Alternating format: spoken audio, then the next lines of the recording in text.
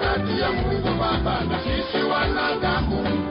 Uasi unaoikumba dunia ni kazi yako moyo. Ufarakano katika ndoa, utoaji wa mimba, utupo kwa watoto majalalani ni kazi yako moyo wewe.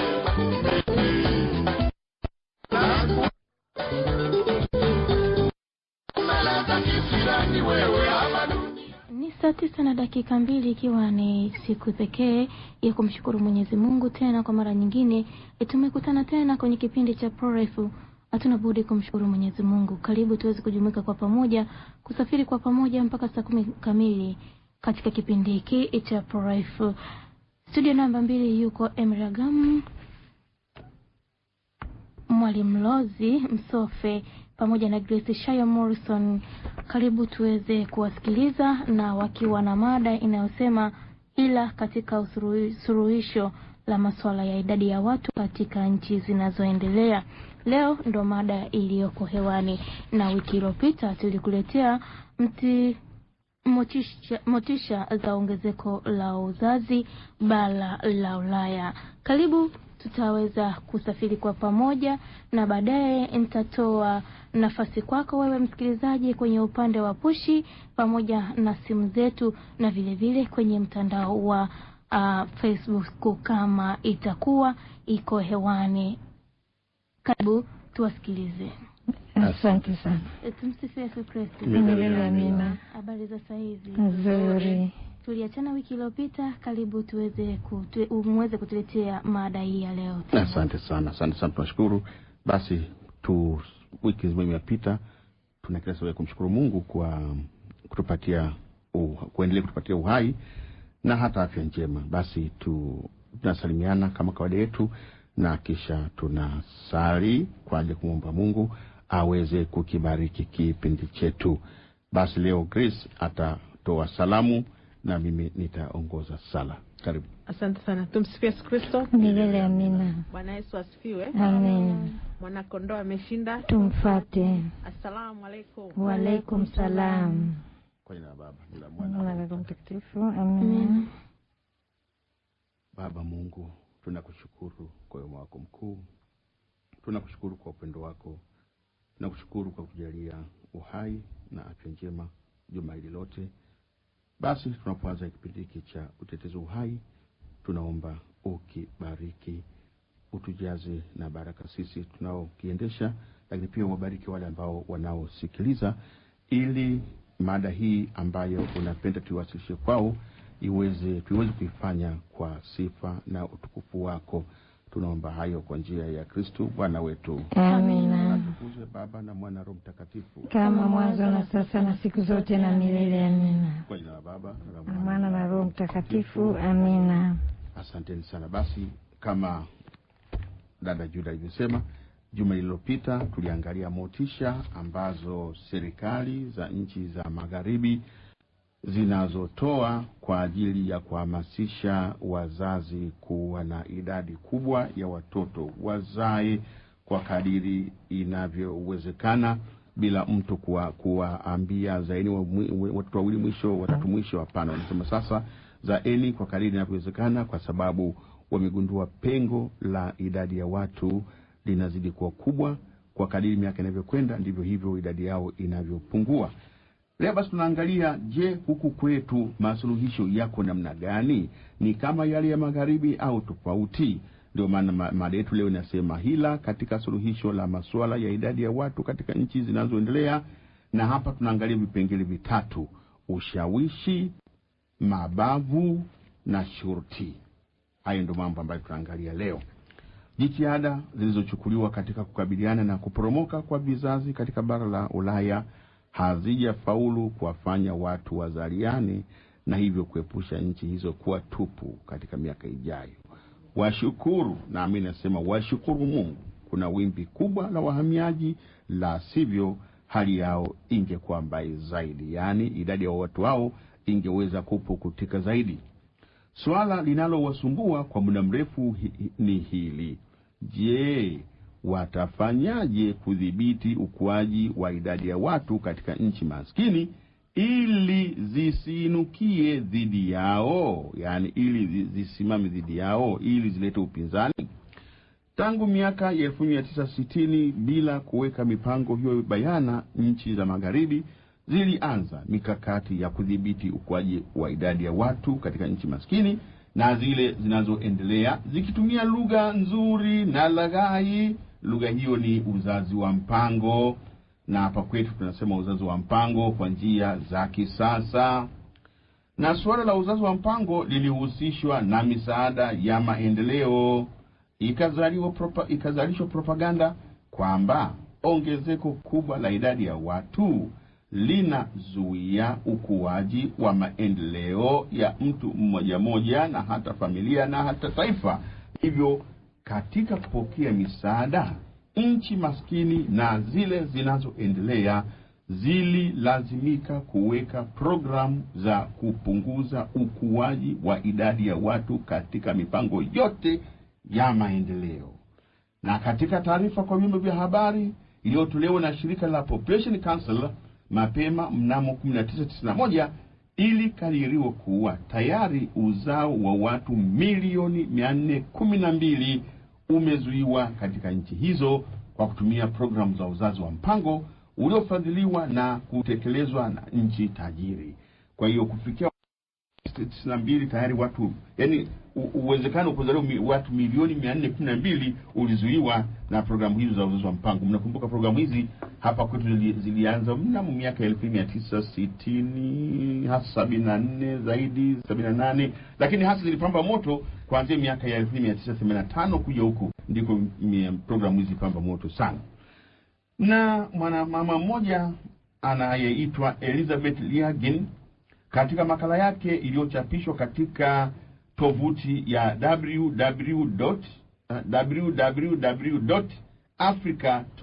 www.africa2000.com yenye kichwa cha habari Differential Fertility, Western Anxieties about Population Decline, anasema kuwa ingawaje kupungua huko kwa vizazi kulitokana na uamuzi wa hiari wa kupanga uzazi, upo ushahidi wa kutosha unaoonyesha kwamba kulikuwa na programu za makusudi za kiuchumi na kijamii zilizoratibiwa zenye kupendelea kudhibiti uzao.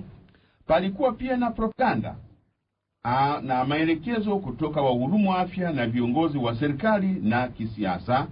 Palikuwa na udanganyifu, palikuwa pia na hali ya kulazimishwa na hata matumizi ya nguvu. Vile vile vivutio vya kifedha, nguo au vinginevyo vilitumika kuwalazimisha watu kuingia kwenye programu za kufunga kizazi, kama ilivyokuwa huko Bangladesh miaka ya 1970 katika programu iliyojulikana kama Green Star, ambayo hapa kwetu tumeipa jina nyota ya kijani. Neno nyota ya kijani wale wa Bangladesh walitumia kwa mara ya kwanza mwaka 1977, ndipo walipotumia neno hili Green Star. Na hapa Tanzania iliingia Green Star kwa zamani kinyuma kidogo, nakumbuka pakana mabango barabarani, lakini katika Afrika fifia imezaliwa tena juzi katika mkutano uliokwisha ukimbizi uliopita, nadhani ndio imezaliwa tena upya ikaitwa nyota ya kijani. Tunategemea kuna siku tutapata pia nyota nyekundu na nyota ya nyeupe. Nyeupe zipo, nyekundu hakuna. Nyota za blue maana ya kijani. Naam. Basi wapendwa, tunapoendelea kuwashirikisha tuseme hivi, huko India shirika la kimataifa linalojishughulisha na uzazi wa mpango na utoaji mimba linaloitwa International Planned Parenthood Federation linasimulia jinsi wanawake walioamua kufunga kizazi walivyozawadiwa nazi, vyombo vya nyumbani na kuchukuliwa kwa mfano wa kuigwa. Wale ambao hawapendi kufungwa kizazi wanashawishiwa na pengine maneno ya kejeli yanatumika dhidi yao. Wanaambiwa nyinyi mna mawazo mgando, wanaambiwa nyinyi mnashikilia mila potofu, wanaambiwa pia, wanaitwa pia ni watu waliopitwa na wakati. au unajua pia nyinyi wababe, hasa kina baba kama wanakatakata wababe nyinyi, na pengine wanatumia maneno unyanyapaa na maneno mengine na misemo mingine inayofanana na hiyo. Hayo yote ilikuwa ni kuwakatisha tamaa wale ambao hawakupenda kufunga kizazi, ili nao wakubali kufunga kizazi.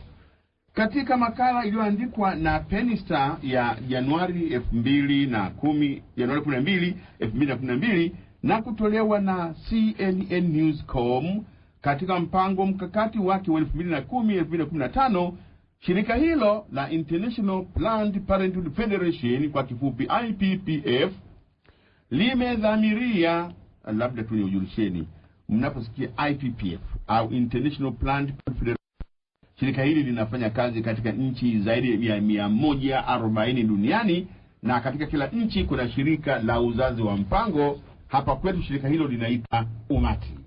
Kwa hiyo unaposikia Umati, daima muangalia hata magari yao wanaandika Umati, IPPF Umati, kitu kama kile. Ni magari mara 2-3 hivi, lakini ni jambo la kawaida. Hata mimi hata siku ukiona utakapoona product Tanzania, basi pia kuna hichi la pembeni yake. Mambo kawaida kwamba huyu ndio mfadhili wetu, au huyu ndio tunayeamini sera zake na itikadi zake. Kwa hiyo kama huyu IPPF ana sera za utoaji mimba, ana sera za kufungua kizazi, basi hata yale mashirika ya nchi mbalimbali yatafuata sera hizo za mwanzilishi wake. Sasa shirika hilo katika mpango mkakati wake wa mwaka 2010-2015 limedhamiria kuongeza huduma za utoaji mimba barani Afrika kufikia 82%. Naomba mkae macho maana wamedhamiria kweli kwamba lazima watu waongeze kasi ya kutoa mimba kwa kiwango cha 82%. Kaeni macho. Katika mkakati huo, IPPF imedhamiria kupigania programu za utoaji mimba salama. Kama mnasikia maneno hamitani huko, basi huyu ndio mwanzilishi wake, ikiwa ni pamoja na utoaji mimba wa kikemikali ambao unatumia vidonge, na kwa sasa vidonge vinafahamika sana, nasikia ni gari kuvinunua, vinaitwa misoprostol, na vidonge vingine viko vingi sana. Kuna emergency contraceptives, kuna RU486, viko vingi tu ambavyo vimetengenezwa mahususi kwa ajili ya kutoa mimba. Kwa hiyo kina dada wanapofika kwenye maduka ya dawa, wananunua kipimo cha mimba kinaitwa kile Grace UPT, mfahamu wanafanya vile ama kwa nia njema ama kwa nia mbaya, lakini walio wengi wanafanya vile wajua kwamba ukishaona kwamba tu mimba ipo, wanakwenda kununua misoprostol na kuua mimba ile. Basi hawa IPPF wanahimiza utoaji mimba salama, wanahimiza utoaji mimba wa kikemikali, yani kutumia vidonge, lakini pia wanahimiza utoaji mimba mahospitalini na katika zahanati na huduma za uzazi wa mpango na baada ya mimba kutoka. Ndivyo hivyo wapendwa, yanahimizwa hapa kwetu Afrika, na anayefunga kizazi anapewa baskeli au anapewa zawadi fulani. Tumesema hii mara nyingi sana huko nyuma. Basi mimi ngoja nipumzike hapa, niwakaribishe wenzangu waweze kutushirikisha na sehemu inayofuata. Basi nimkaribishe Grace aweze kuendelea na sehemu inayofuata. Karibu. Asante sana ndugu mwenyekiti. Program za udhibiti na ukuaji wa idadi ya watu hupitia hatua mbalimbali katika utekelezaji wake. Mwanzoni programu hizo hazionyeshi kuwa na madhara, kwani watu wanaelewa kwamba uzazi wa mpango huleta faida katika maendeleo ya nchi. Vijana hupewa udhamini wa kilimo ili wajifunze nje ya nchi zao faida za uzazi wa mpango, na wanaporejea makwao wanakuwa ndio wahamasishaji wakuu, wakitumia vyombo vya habari, semina, washa, mikutano, makongamano na njia nyingine za kuwasadikisha watu. Tena ngoja nikwambie, wanapita katika kila chombo cha habari, ndio wakiwa na mabegi, kalamu, peni, ballpoint pens, writing pens, mambo kama yale, kwa wanahabari hao, ili wapate waweze watangaza habari zao. Asante sana. Kwa kawaida programu hizo huendana na malipo makubwa ya kifedha kama motisha kwa wahudumu wake. Hatua inayofuata ni wafadhili kulipia huduma za uzazi wa mpango katika ngazi za msingi, jumuiya na zahanati. Halafu wafadhili au wadau wa maendeleo na pengine nchi hisani wanaanza kushirikiana na serikali za nchi husika ili kutengeneza sera zenye kupendelea uzazi wa mpango, na misaada hutolewa kwa ajili hiyo. Serikali ikikubali kushiriki katika programu hiyo, basi ufadhili huwa mkubwa na programu mbalimbali hutengenezwa kwa ajili ya utekelezaji. Ufadhili hutolewa hata katika shughuli za kimaendeleo kama motisha kwa serikali husika. Kwa mfano, ufadhili unaweza kuwemo katika misaada ya kimaendeleo katika kilimo, kwa vijana, yatima, walemavu, na hata kuvipatia fedha vyama vya siasa ili kujenga utashi wa kisiasa. Ushiriki wa viongozi wa kisiasa na kiserikali ni muhimu katika kufanikisha programu hizo. Kwa kawaida, hatua hii ikifikiwa, huduma za uzazi wa mpango huwa za kimataifa na uhamasishaji au hata uzalishwaji hufanyika katika ngazi zote za serikali. Watendaji katika vijiji huwa ndio mawakala wakuu wa programu hizo. Watendaji kutoka ngazi za juu wakiambatana na wafadhili ambao pia wanajulikana kama wadau wa maendeleo hutembelea vijiji na kuongea na viongozi wa vijiji hivyo. Halafu wanakijiji huitwa katika mikutano ya hadhara kuelezwa faida za uzazi wa mpango na hatua za kuchukua, kama ni kufunga kizazi ama kutumia vidonge vya majira au kutumia sindano au kuweka vipandikizi au kuweka vitanzi au njia nyinginezo. Asante sana. Ninashawishika nirudie tena sehemu hii kwa sababu nitakapokuwa ninawashirikisheni nyinyi wenzangu kama ambavyo Grace umefanya, mnaomsikiliza muangalie, je, huko mliko mambo yanafanyika hivyo hivyo au yanafanyika tofauti? Nyinyi kule watu wa Mbinga kule na Mswe kule, kama sasa mnanisikia, watu na Mswe kule Mbinga, watu wa Mbinga mjini, watu wa Sumbawanga kule, watu wa Mbeya, watu wa Arusha kule Manyara kule na Mbulu kule na Moshi kule na Zanzibar kule na kwingine kokote kule ambako Radio Maria sauti ya Kristo nyumbani mwako inasikika. Naomba basi sasa utege sikio. Ninarudia sehemu hii kwa kuongea pole sana, ili kila mmoja atafakari kama programu hizi zimefika hapa kwetu nchini, ili katika kushirikishana baadaye kwa njia ya simu, maswali au nyongeza, basi tuweze kuongea vizuri zaidi. Serikali ikikubali, manake ni kutengeneza mkakati wa kuifanya serikali ikubali. Hasa serikali ikikubali kushiriki katika programu hiyo, basi ufadhili huwa mkubwa na programu mbalimbali hutengenezwa kwa ajili ya utekelezaji. Fedha zinamwagwa, madawa yanamwagwa. Nilitoa mfano siku moja kwamba ukienda kule Mbamba Bay, idadi ya watu haifiki pale hata 3,000 pale mkamji kadogo kwa Mbamba Bay, hafiki hata 3,000, lakini utashangaa kwamba kondom zinafikia hata nadhani ziko kama 10,000 hivi au 20,000 katika maduka. Kama nyingine vidonge vya majira na kondom na vitanzi na pandikizi ni vingi zaidi kuliko idadi ya watu wa mahali pale. Huo ndio ufadhili. Ufadhili utolewa hata katika shughuli mbalimbali za maendeleo kwa ajili ya motisha. Ndio maana unasikia wametoa fedha kwa ajili ya kilimo. Siku hizi kuna kilimo kwanza kwa ajili ya vijana mahali fulani, kwa ajili ya yatima na hata wengine tu, na vyama vya sasa navyo pia vinapata mshiko katika programu hizi. Wanaamini kwamba ushiriki wa viongozi wa kisiasa na kiserikali ni muhimu katika kufanikisha programu. Na hapa Tanzania, na kama ilivyo katika nchi nyingi za maskini, sauti ya kiongozi inachukuliwa kama ndio sauti ya kufuatwa. Iwe ni njema, iwe ni mbaya, amesema rais, amesema waziri, amesema nani mwingine? Askofu Askofu amesema shehe, inakuwa basi watu tunafuata. Lakini na mimi sishangai sababu tumelelewa tunaheshimu mamlaka.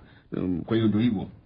Kwa hiyo ushiriki wa viongozi wa kisiasa na serikali ni muhimu katika kufanikisha programu hizi. Kwa kawaida hatua hii ikifikiwa, huduma za uzazi wa mpango huwa za kitaifa. Maana yake zinateremka kutoka ngazi ya wizara ila kwenda ngazi ya mkoa, ngazi ya wilaya, ngazi ya tarafa, ngazi ya kata, hata ngazi ya kijiji.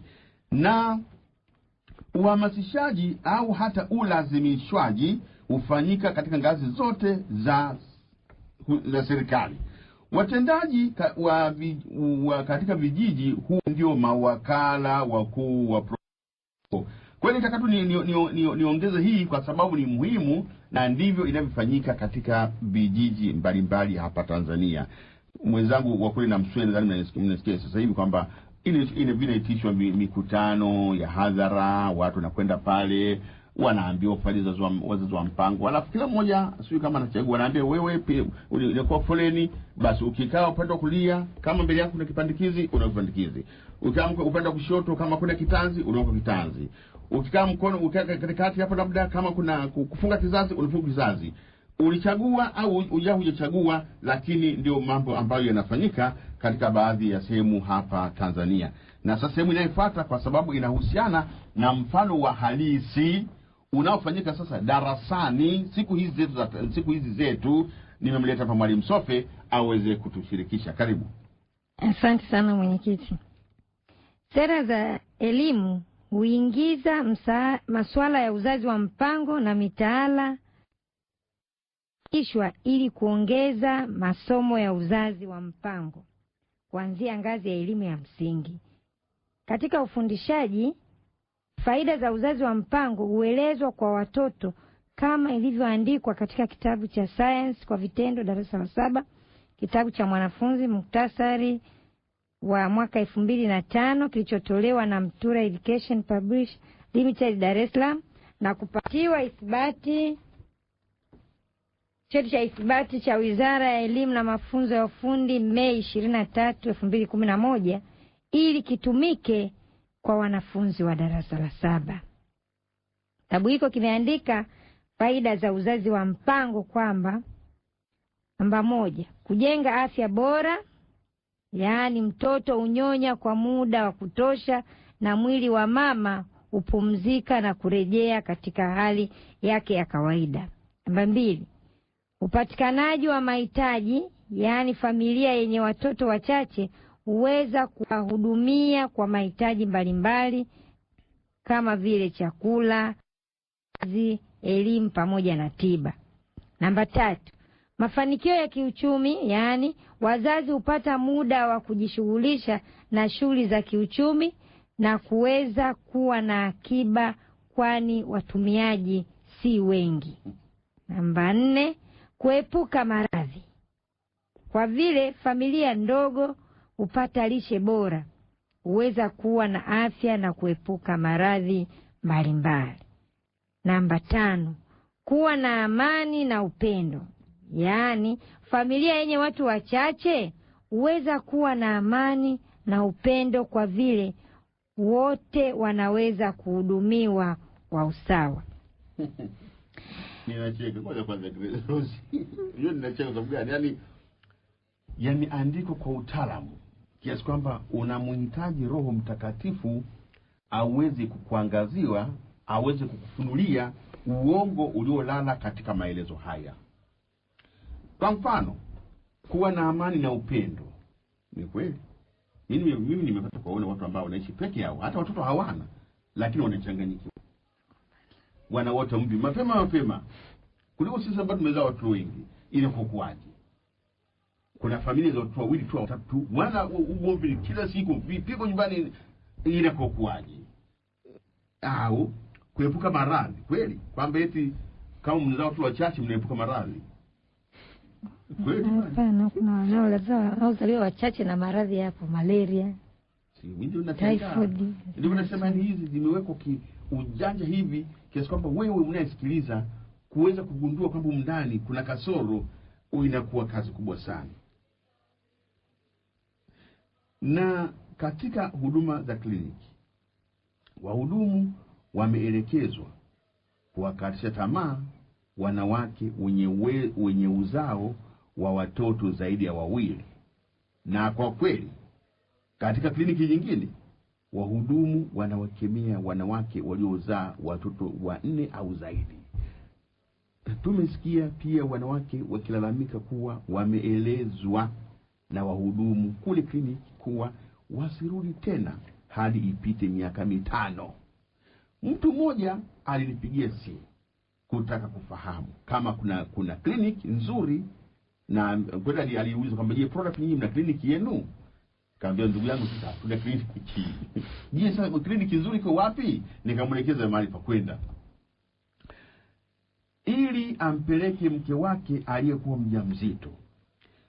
Nilipomuuliza sababu za uamuzi huu, alinieleza kuwa mke wake amekuwa akipata manyanyaso anapohudhuria kliniki katika vituo vya serikali.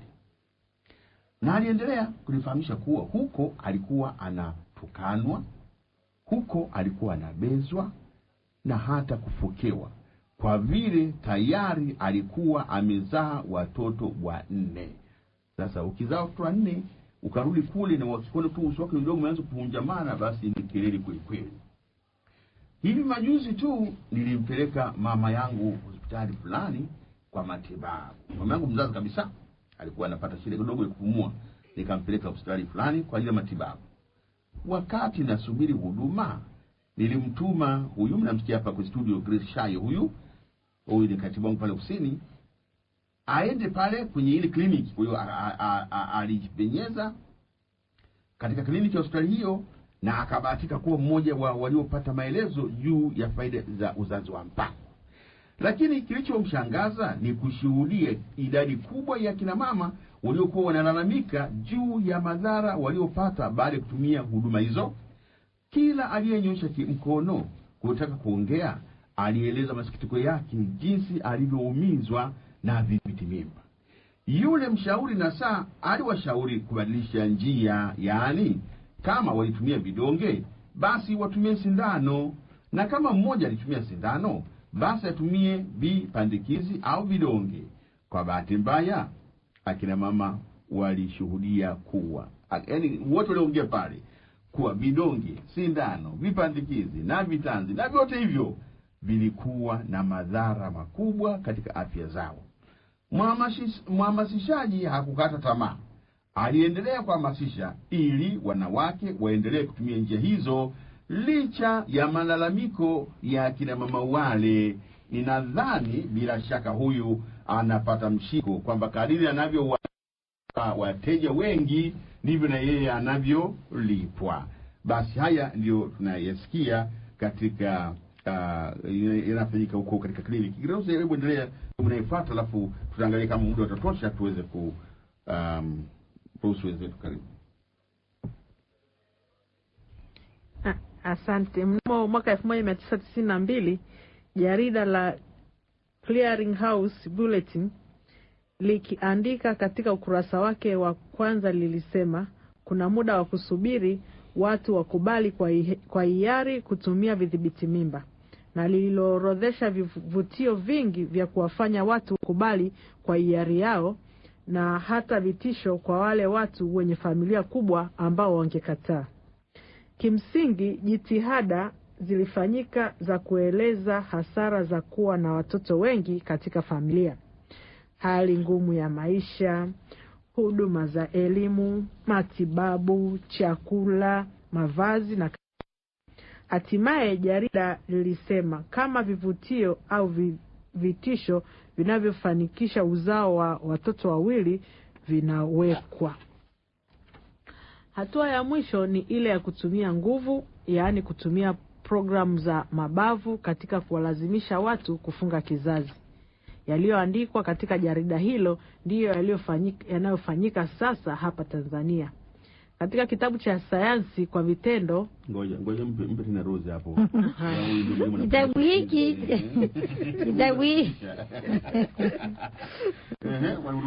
katika kitabu hiki cha sayansi kwa vitendo, kitabu ambacho ni cha wanafunzi, cha muhtasari wa mwaka 2005, kilichotolewa na Mtura Education Publishing Limited Dar es Salaam, ambacho kimeandikwa na hakiuzwi, ni mali ya serikali ya Tanzania. Kinaorodhesha hasara za kutopanga uzazi. Yaani usipopanga uzazi ukawa na watoto wengi utakumbwa na haya yafuatayo. 1, utakuwa na afya duni. 2, kukosa mahitaji ya msingi kama vile chakula, malazi, mavazi, elimu pamoja na tiba. Namba 3, utakuwa maskini. Namba 4, utakumbwa na maradhi mbalimbali. Na namba 5, utakosa amani ndani ya familia. Yaani kama vile amechukua zile faida, hasara zile amegeuza na akatengeneza hasara zake. Ndio kwamba kama una watoto wengi utakuwa na afya duni, sijui. Nadhani wazazi wetu waliotuzaa sisi ambao bado wako wazima mpaka leo, sio tusemeje, lakini walikuwa wanazaa watoto 7, 8, 9, 10 mpaka 13. Mpaka 13. Sina hakika kama walikuwa na afya duni, sina hakika sana. Lakini wa leo watoto wawili waangalie tu walivyoporomoka. Waangalie tu leo wale watoto wawili. Basi wapendwa, ndio haya ambayo tunahamasishwa. Basi labda unapenda kuendelea? Ndio. Ni katika mtazamo huo Melinda Gates ikishirikiana na serikali ya Uingereza iliandaa mkutano na matumizi ya vidhibiti mimba.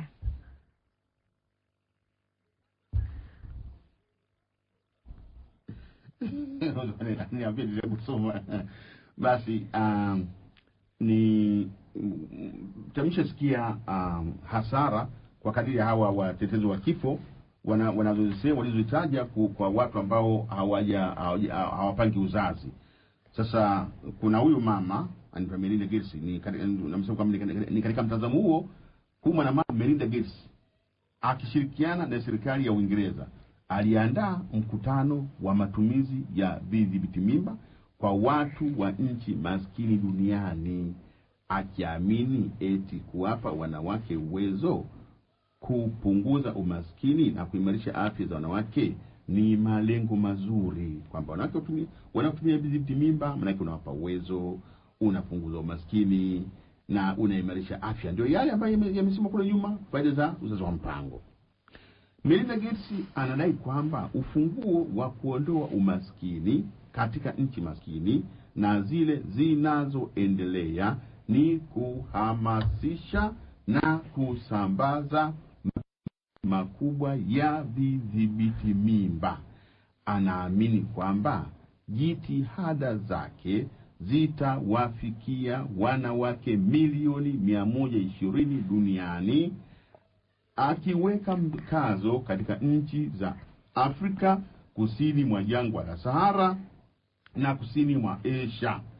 Kwa upande mwingine, watafiti wa masuala ya idadi ya watu wanasema suluhisho hili la Melinda Gates litaleta vifo visivyohesabika vya watoto wachanga ambao bado hawajazaliwa, inaweza kufanya ongezeko la virusi vya ukimwi kuwa maradufu, na inaweza kuongeza uwezekano wa saratani ya matiti. Zaidi ya hapo, vidhibiti mimba vyenye chachu ya progestin 2 vinahusika na kuongeza uwezekano wa kuganda damu. Lakini nini Bill na Melinda? Bill mume wake, Melinda mke wake. Kwa hiyo wote wawili wanaitwa Bill and Melinda Gates. Kupitia shirika lao The Gates Foundation wajihusishe na masuluhisho ya hila kwa kisingizio cha kuondoa umaskini katika nchi zinazoendelea. Ninarudia, lakini kwa nini Bill na Melinda Gates kupitia shirika lao Gates Foundation wajihusishe na masuluhisho ya hila kwa kisingizio cha kuondoa umaskini katika nchi zinazoendelea? Jibu lake limo katika malengo yao, ambapo wanaamini kuwa kufikia 2050 idadi ya watu duniani inategemewa kufikia bilioni 9, ambalo ni ongezeko la 50% kutoka idadi ya mwaka 2005.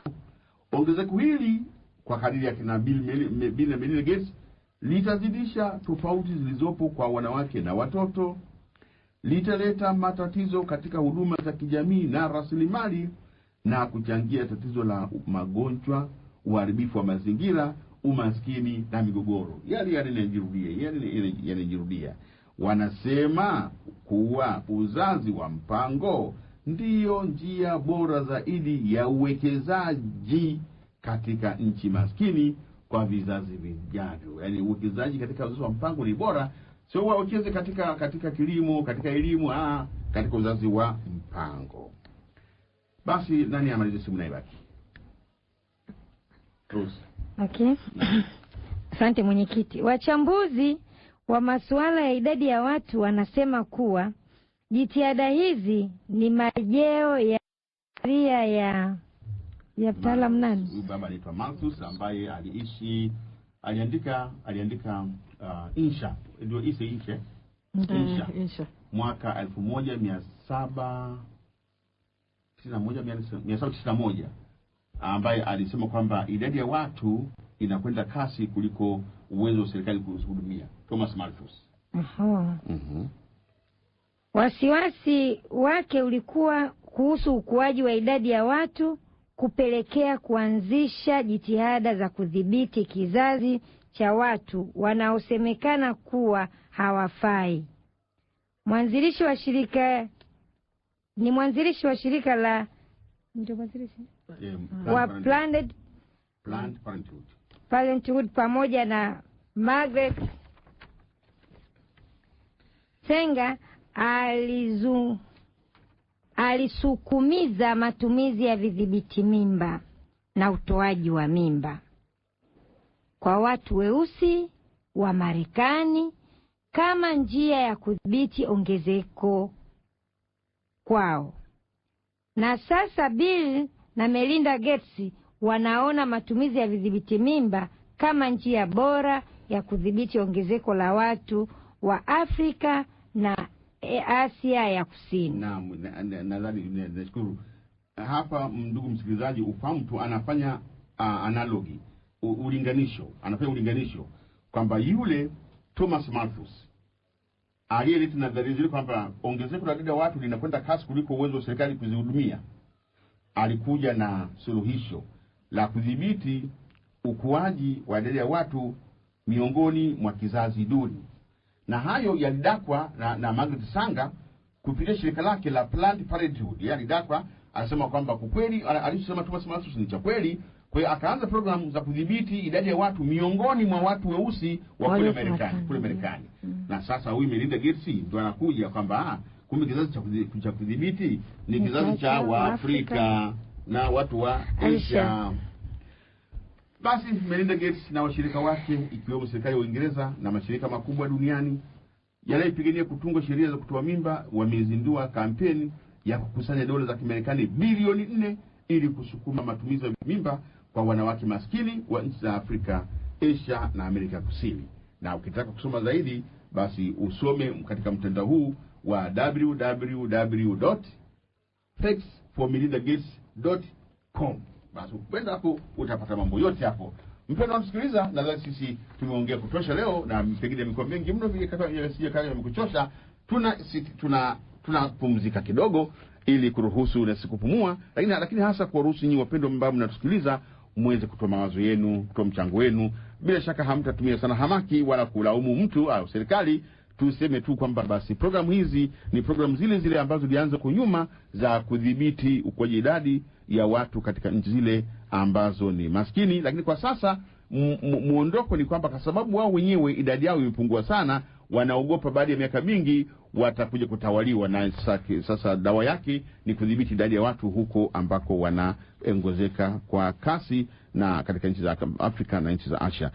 Basi wapendwa, niwashukuru sana kwa kusikiliza sisi hapa. Niwakaribisheni kwa ajili ya mchango wenu wa mawazo, mapendekezo na kadhalika. Karibuni sana. Nikushukuru sana Mr. Emily Agam. Basi msikilizaji ambao umeanza nasi, natumai kwamba umeelewa ni nini ambacho kimeweza kuongelewa katika mada hii ya leo inayosema ila katika suluhisho la masuala ya idadi ya watu katika nchi zinazoendelea. Namba yetu ni 0222771734 na 0784313587 ni namba ambazo zitakuruhusu uweze kutoa maoni yako kuhusiana na hiki kipindi cha Pro-Life. Bado tuna upande wa pushi ambao unaweza kuandika RM, unaacha nafasi na unaweza kutuma ujumbe wako, kutoa maoni na maswali kupitia kwenda 15551. Kwa upande wa mtandao wa kijamii nitaomba radhi au sawa, bali tutaruhusu simu na upande wa push. Hello? Hello? Habari yako? Hello? Tumsikie Yesu Kristo. Milele amina. Ni nani? Naongea na Veronica Temba, napiga simu kwa Tabata Kinyerezi. Karibu Veronica Temba kwenye kipindi cha Pro Life. Leo mimi hapa hongera, sina mchango wote, ila nashukuru kipindi kizuri. Haya, tunakushukuru sana, endelea kuitegea sikio Radio Maria. Amina. Amina. Hello? Hello? Halo, tumsikie Yesu Kristo. Milele amina. Habari ya kwako? Nzuri, habari za hapo studio? Ni njema, karibu changie mada yetu. Asante. Sasa, nimefuatilia sana yeye mwenyekiti. Sasa nilikuwa na swali. Hizi hao nani wanaofanya shughuli hiyo ya kugawa hivi vidonge na kuchoma watu sindano, kweli kabisa wanajua madhara? Maana mimi na ushahidi mmoja. Kuna mdogo wangu alienda kujifungua, sasa walifanyia operation. Sasa kabla baada ya kumaliza wakamuingiza aliyekuwa anamsimamia tumchome sindano ya uzazi wa mpango. Sasa kama wanajua matatizo hayo, kwa nini watu wanawapa watu wakati matatizo ni makubwa hivyo kiasi hicho? Ni nani kutokea wapi? Naitwa Patrick Kichundu toka Kalokia ya Chala Sumbawanga. Nikushukuru sana Patrick, swali lako atalijibu Mr. Emiri. Hai. Hello? Bali. Nzuri, habari ya kwako? Salama, tumsikie Kristo. Milele amina. Punguza sauti ya radio yako. Nishapunguza. Karibu. Kweli, kama mimi kwa kweli nimesikiliza, naona kweli serikali au wao wahisani wana mikakati mikubwa sana wa wenyewe kurudi Afrika huko. Kwa sababu kama vitakuwa vinaua kwa kiasi hicho, ina maana kweli baada ya miaka ijayo basi huku Afrika itatawaliwa na wazungu. Kwa sababu wenyewe watumia hayo mambo ambayo wanazungumzia yanatumika huko kwetu Afrika tu peke yake. Lakini ukifika huko kwao, hata kama ukiulizia juu ya masuala hayo, labda baadhi ya sehemu utaambiwa siji kondom, lakini hizi ya kuchoma sindano, vidonge vyote havipatikani kabisa. Na kuhusu hizo misoprosi ambayo anasema, ni kweli hizo misoprosi watu wanazitumia na zinauzwa holela kwenye maduka kama hivyo wanavyosema, ni sawa. Na vile vile wanadai kwamba hizo misoprosi mtu anapokuwa amezitumia kuna uwezekano mkubwa wa kupata kansa, kwa sababu baada ya kuwa amezitumia wanadai kwamba huwa uzazi unasogea kiasi kwamba hata yeye mwenyewe akiweka kidole huwa anafika. Sasa kwa kidole, na maana mbaya zaidi kama kidole kitakuwa kinakucha, bahati mbaya akakwarua.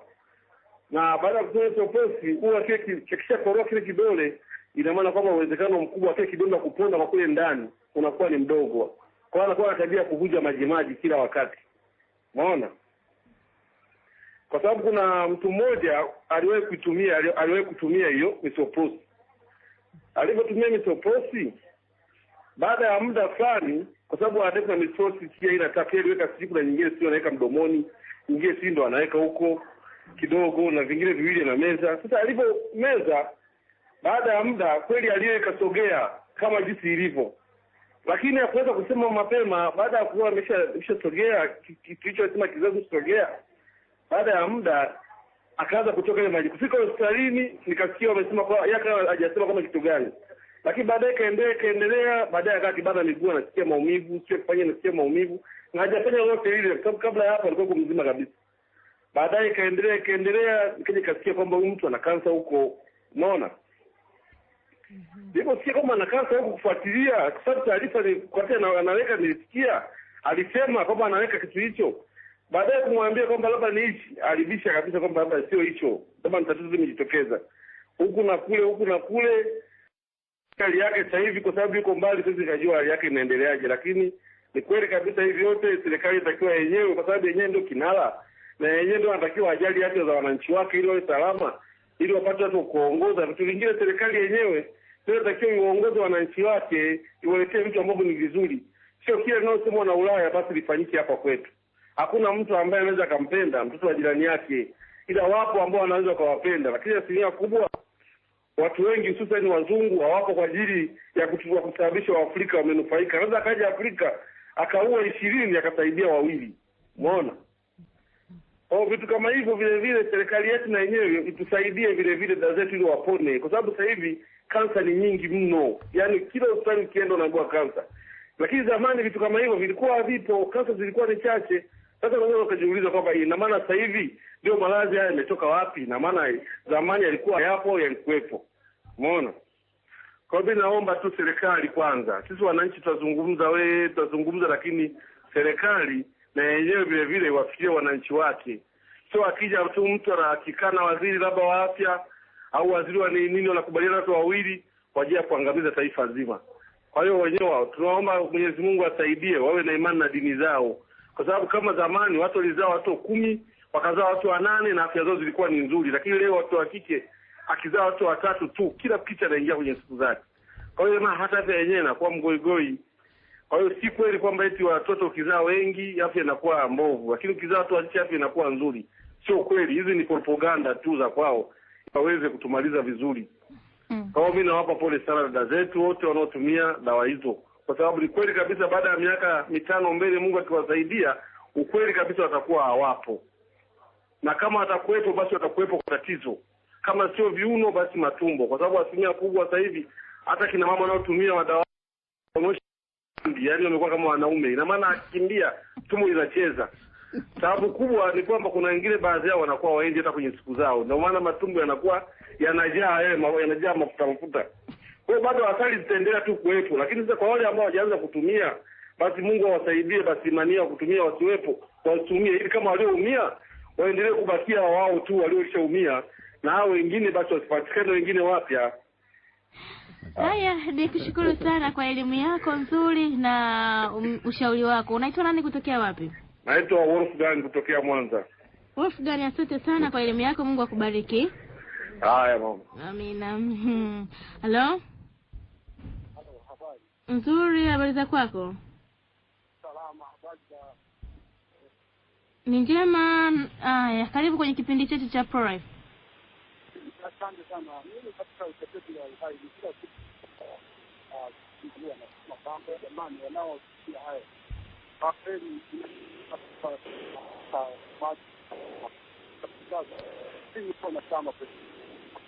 unasikika kwa shida sana, sidhani kama mzaji na kusikia.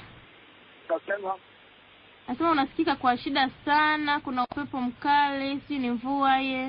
Kadhaa kwa mitandao nasema kwanza kila kitu napata maandiko yanayofanya.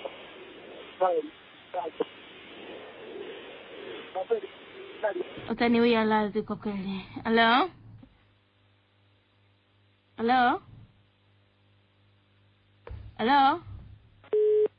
Hello? Hello. Habari yako? Nzuri, habari za hapo studio? Ni njema kabisa, karibu. Asante. Nimerudi tena samani, naitwa Patrick Kitinde kutoka Chala. Nilikuwa namuuliza nani wewe mwenyekiti. Kwa nini asiwe anawaita nani hao wauguzi? Maana hata nao wanahusika sana kama kwetu huku, anawaita na waendeshea semina kuwaelewesha juu ya madhara ya nani hivyo majina. Haya, sijui kama inaweza kuwezekana kwa sababu kwa serikali wanajua sana, wanajua sana wenyewe watumii, wanajua sana. Na wanajua sana madhara yake, wanajua sana. Ila sababu alafu wanafanya hivyo kwa kweli. Mada yetu leo ni hila katika suluhisho la masuala ya idadi ya watu katika nchi zangu. Ni hila. Yaani hiyo inafanyika hila. Wanajua kuna matatizo lakini wanafanya vile kwa makusudi. Ndio wanasema hilo ni hila. Aha. Yaani unajua hao watu wanalipwa kwa kadiri wanavyoweza kupata wateja wengi ndivyo hivyo wanavyolipwa. Na kwa kadiri serikali inavyopata wateja wengi ndivyo hivyo inavyopata misaada. Kwa hiyo hata yule mtafiti wangu aliuliza kuhusu serikali, nisema kwamba serikali inakubali kushiriki. Na kisha kushiriki inakuwa ni program za kiserikali, na hata sasa hapa Tanzania uzazi wa mpango ni program ya serikali, sio tena wala za mashirika ya hiari. Wanashirikiana na mashirika ya hiari na wafadhili katika kufundisha programu ile. Kwa hiyo sio jambo ambalo linakuja kwa bahati mbaya, hapana. Sio kwa bahati mbaya. Watu wanafanya kwa makusudi, wanaikamata serikali wanaweza kumkamata hata rais, wakamata waziri wa afya, wakamkamata kila mmoja, wakakamata mahakama, wakakamata nini, na wakishakamata sehemu hizo zote inakuwa rahisi kufanya programu zile, hata kama ndani yake kuna hila. Lakini lugha ambayo inatumika ni hivi, nimesema pale mwanzoni kwamba unahitaji Roho Mtakatifu aweze kukufunulia ili uweze kuona hiyo hila ndani ya programu hizo. Namna nyingine uweze kuona. Utaona jambo jema sana. Mtu anakwambia kama unakuwa na afya njema, nani asiyependa afya njema?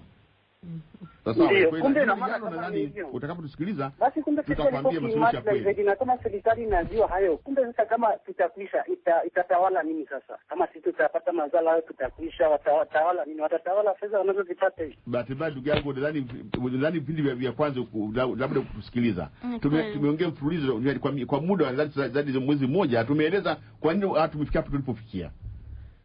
Lakini basi usikate tamaa, tutazidi kushirikishana hasa katika vipindi ambavyo vinafuatia. Nipokee simu moja alafu nirudi kwako Mr. Emily. Na tegemea huyu Patrick aendelee kufuatilia, alafu kutokana na mada hizi zinazotolewa, kwa kuwa tuna akili timamu ni sisi wenyewe kuchanganua. Ndio maana hii programu imeletwa hapa kutambua ni nini ambacho kiko nyuma ya pazia. Hello? Halo. Habari yako? Nzuri kabisa. Njema kabisa, naongea na nani? Unapiga na Melchior Saramai kutoka Jorodom Katesh Manyara. Karibu Melchior. Asante sana. Mimi napenda tu kutoa mchango. Nafikiri kwamba hakuna asiyeelewa kwamba mambo haya yanafanyika kwa hila. Kwa mfano ukiangalia katika Tanzania yetu tuna maeneo makubwa kabisa ambayo labda kwa mara nyingine ukiangalia hakuna hata makazi ya watu. Hiyo mimi nashindwa kuelewa ni kwamba takuwaje kwamba Watanzania idadi sasa sijui kwamba idadi ya watu imezidi kwa jinsi gani. Lakini sasa kwa mfano kwa wasikilizaji, mimi mwenyewe nimeshuhudia matukio mawili kwa dada zangu fulani. Mmoja alifanyiwa upasuaji kubwa tumboni kiasi kwamba unaweza, lakini mwisho akaeleza wazi kabisa kwamba hilo limetokea kwa matumizi ya madawa ya vijitimimba. Lakini pia kuna dada mwingine kipandikizi kilipotea mwilini, mwisho wa saa basi ikatokea akapata saratani ya titi, basi na mwisho ilo titi liliendelea kuoza na kukatika na mpaka mbavu zikaisha. Kwa hiyo mwisho wa saa alipoteza maisha. Kwa hiyo huu ni mfano mmoja ambao unadhihirisha wazi kwamba hivyo vijitimimba kwa afya ya kazi yetu. Nilijaribu pia kuona kwamba madaktari wetu ni Wakristo, wa Katoliki pamoja na madhehebu mengine kwa bado wanaendelea kusisitiza na nesi wetu. Lakini mimi nataka kushauri kwamba jambo hili liweze kupigwa vita ikiwezekana katika mashirika ya mishonari pamoja mashirika ya binafsi, na serikali iendelee kujaribu kuchunguza hali hiyo ili tuweze kushindana na hali hiyo, kwa sababu ni moja kwa moja kwamba tunaelewa ni wazi kwamba vijitimimba ni hatari kwa afya ya dada wetu, na mwisho kumbe inaelekea kwamba ni mauti tu inawakuta. Kwa hiyo mimi sina la ziada, tu nilipenda kutoa mchango huu mfupi. Nikushukuru sana Merikieli kutoka Manyala. Nirudi kwako Mr. Miriagamu, ikiwa tumebakiwa na dakika 5 kwenda kuhitimisha kipindi hiki. Naam. Wale ambao wanasema serikali, naomba tena nirudi sehemu hii ambayo alisoma dadangu Rose hapa, ikabidi nirudie kwa sababu ni sehemu muhimu sana. Tulisema hivi,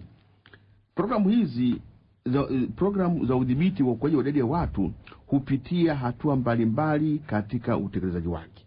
Mwanzoni hazionyeshi kuwa na madhara yoyote kwa wanadamu.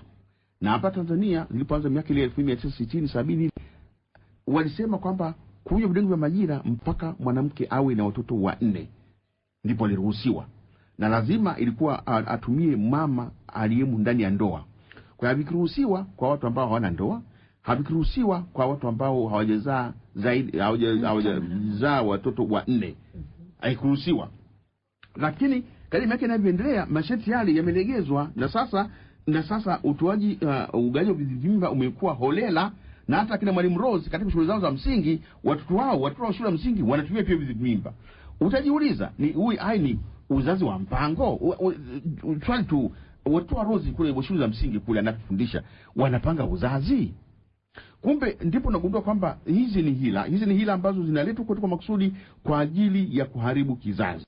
Kwa mwanzoni ilikuwa ningesema tukisema katika teolojia tukisema ni lesser evil, ilikuwa lesser evil kwamba okay, watumie mwanamke ambaye ameshazaa watoto 4 na kuendelea kwa sababu pengine itamsaidia.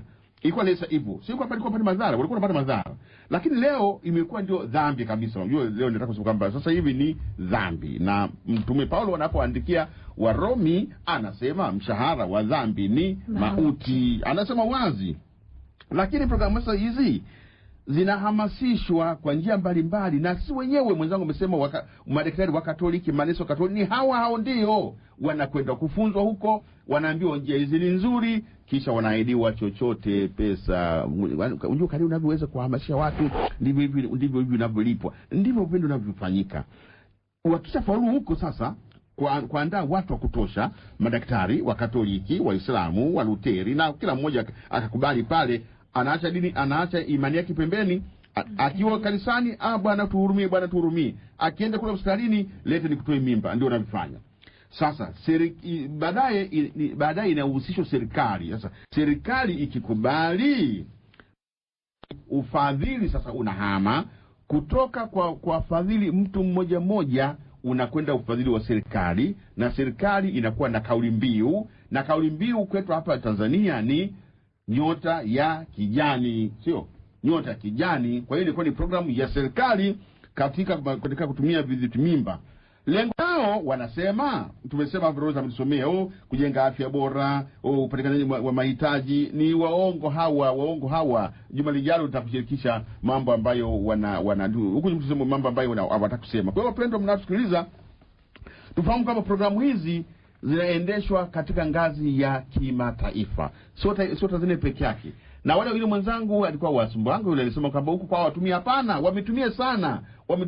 Wazungu wametumia sana miaka 50 ya nyuma, na sasa ndio wamepukutika kwa sababu wametumia sana Depo-Provera, vitanzi, vibandikizi, idadi yao imekwisha. Sasa hofu hii ya kwisha idadi yao ndio sasa wanasema tusifu peke yetu, ngoja sisi tuwadhibiti wale wanaoongezeka kwa kasi. Nadhani mnatuelewa, ndivyo hivyo inavyokuwa, inakuwa vile. Ndio maana nasema hapa ni hila, kwamba suluhisho la kweli kwa hapa kwetu nitaongea wiki ijayo. Je, ni kitu gani kinatufaa sisi wa Tanzania, sisi wa Afrika na watu wa nchi zinazoendelea? Ni kidonge cha majira au maendeleo? Ni maendeleo gani? Unipatie mbegu bora nikalime shambani nipate mavuno, au nipatie kidonge ukaamini kwamba kidonge hiki kitafanya uondoe maskini? Hapana.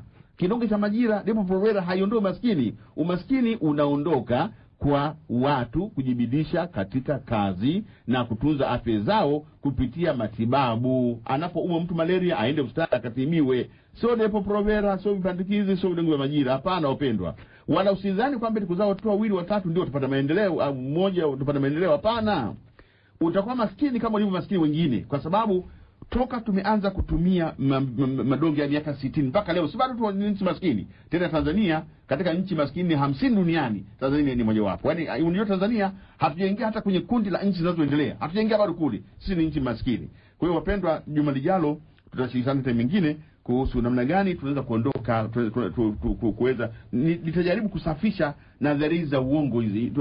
Nitajaribu kusafisha hizo kwa kuleta masuluhisho ya kweli katika kuleta maendeleo katika nchi zetu zinazoendelea. Nashukuru sana. Basi juma lijalo kaeni chonjo tuweze kushirikishana mengine. Ni kushukuru sana Mr. Emilia Gamu kwa niaba ya wasikilizaji wote, Vero Temba, Patrick, Wolfgang na Mercury. Niwashukuru sana na wengine wote ambao mmekitegea sikio kipindi hiki. Tuendelee kujumuika kwa pamoja kupiga vita na kutetea tutetee uhai wa mwanadamu. Nimshukuru sana Mwalimu Rose Msofe, Mr. Emilia Gamu, Grace Morrison na wengine wote kwa niaba ya Agnes Shayo Iza.